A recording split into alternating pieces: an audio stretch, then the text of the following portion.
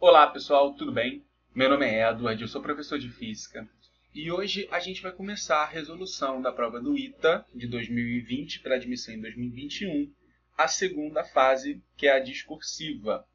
Caso você ainda não tenha visto os comentários dessa prova ou queira deixar para o final, eu vou deixar o link aqui em cima para você ouvir um pouquinho dos comentários dessa prova de Física em específico, como ela foi, como que você pode estudar um pouco melhor para esse concurso que eu considero o concurso mais difícil aí que a gente vai prestar, que a gente poderia prestar no ensino médio.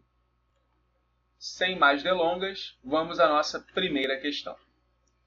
Dois aviões de combate A e B viajam a uma mesma altitude com velocidades constantes, 100 e 200 metros por segundo. A figura ilustra as posições dos aviões no instante zero, em que estão separados por uma distância de 100 metros. Devido ao funcionamento de sua turbina, A emite um som de frequência 1000 Hz. A velocidade do som na região onde se encontram os aviões é 300 metros por segundo. Calcule a distância mínima entre os aviões e a frequência percebida no instante zero pelo piloto do avião B, devido ao som da turbina do avião A.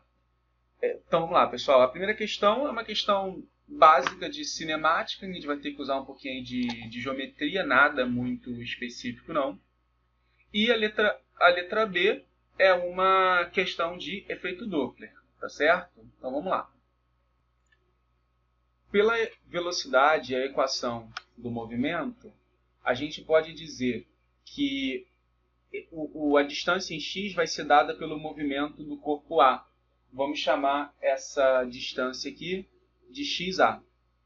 E o movimento do eixo y é que vai fornecer a distância do avião B, é que vai fornecer a distância no eixo y. Vamos chamar isso daqui de yb.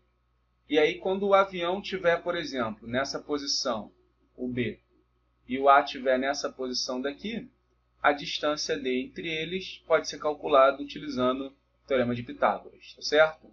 Então, vamos lá. Distância do x. O x é simplesmente V vezes T, né? O V, ele vale 100. Já o YB, ele é a distância inicial entre os aviões, que é esse Dzão, menos o quanto que ele vai se aproximando, VB vezes T. Então, isso aqui vai dar 100 menos 200T.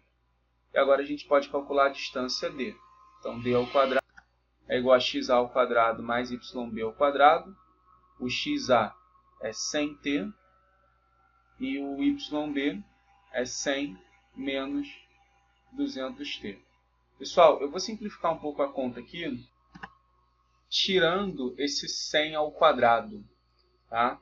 E aí, depois a gente volta com ele, isso vai facilitar um pouco a nossa conta. Então, no lugar de botar esse 100 aqui, eu vou tirar o 100. Vou tirar o 100, vou tirar o 100, aqui sobra 2.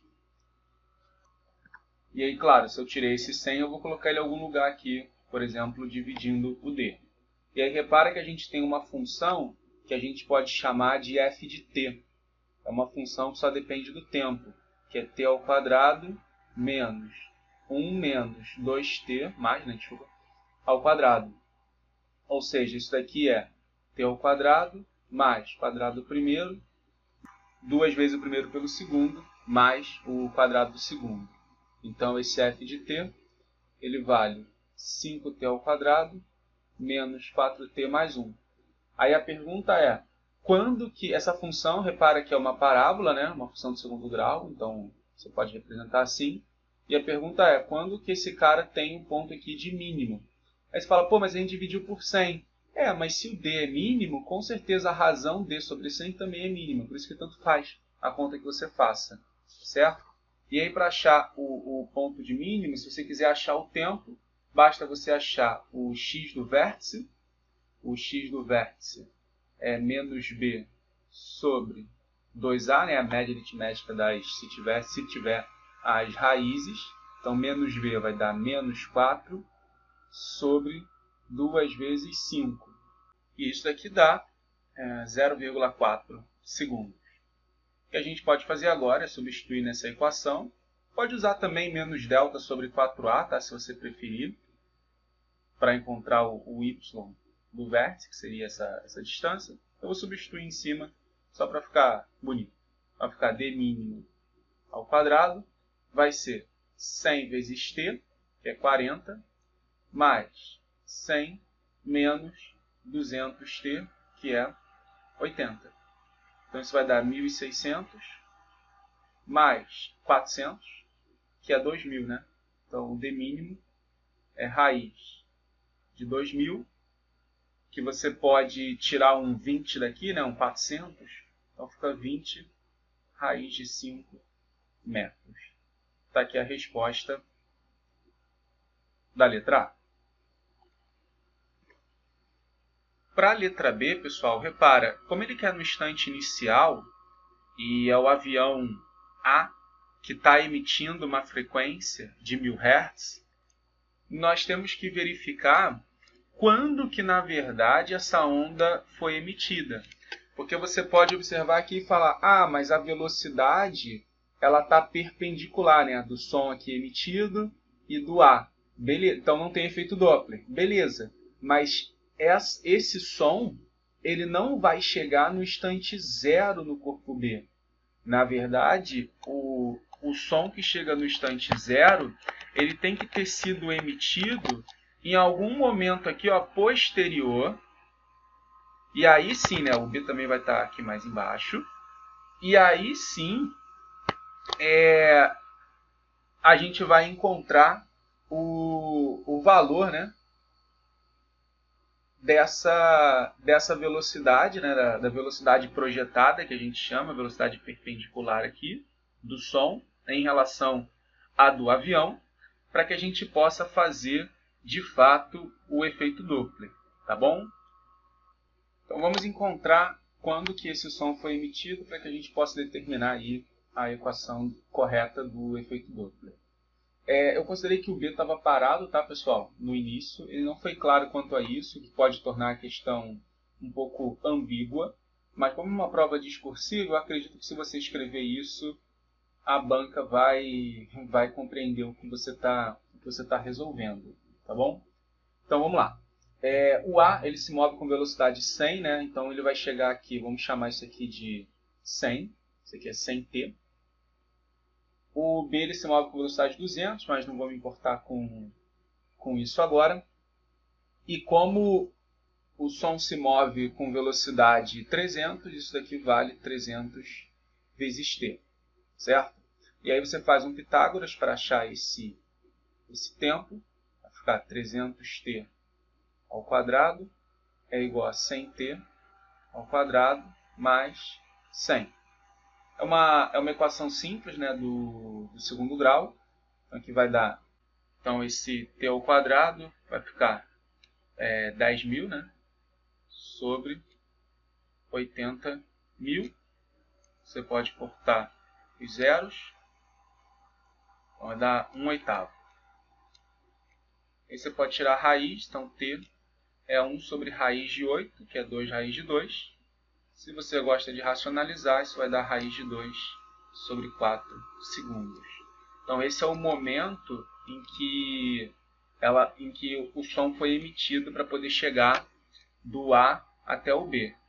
E agora, vamos lá, como é que é a equação do efeito Doppler? F é igual a F0 vezes V do som, mais ou menos V do observador, sobre o observador é o B, né? Vamos colocar aqui então um V de B, chamar de linha, tá? Porque não é exatamente a velocidade do cara, sobre V do som, mais ou menos o V do A, que eu vou também chamar de V', que é a fonte.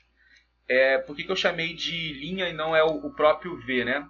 Porque se a velocidade do B está aqui, a gente tem que projetar essa velocidade para achar a velocidade na direção da propagação do som. A mesma coisa vale para o A. Se a velocidade do A está aqui, a gente tem que projetar essa velocidade para encontrar a velocidade na direção da propagação do som. Então, isso aqui seria o V', isso aqui seria o VB'. E essas velocidades estão projetadas com um cosseno, né? E aí você pode achar, por exemplo, esse ângulo θ, e aí o VA' vai estar projetado com o cosseno θ, E o VB' vai estar projetado com seno θ. Você fala, professor, mas não é um cosseno? É, o cosseno desse ângulo aqui, alfa, que é igual ao seno de θ, já que esses ângulos são complementares, tá bom? Aí, para não complicar, achar mais um ângulo, você pode deixar só o θ mesmo. E aí os sinais, né? Se é de mais ou de menos. Então, o observador está se aproximando da fonte, então vamos botar aqui um sinal de mais, e a fonte está se aproximando do observador, vou botar aqui o sinal de menos, porque os dois fazem a frequência aumentar. Então, antes da gente substituir, vamos lá, o VA ele vale 100, e o cosseno de θ é 100t sobre 300t, né? Ou seja, é 1/3. Então, essa velocidade vai dar 100 terços metros por segundo, né?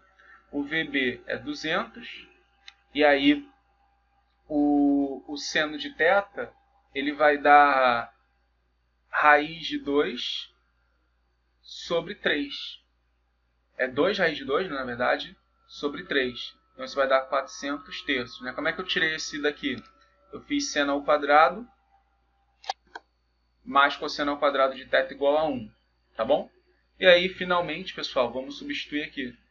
A frequência era 1000 Hz, a velocidade do som é 300, mais 400, vou com raiz de 2 aqui, né?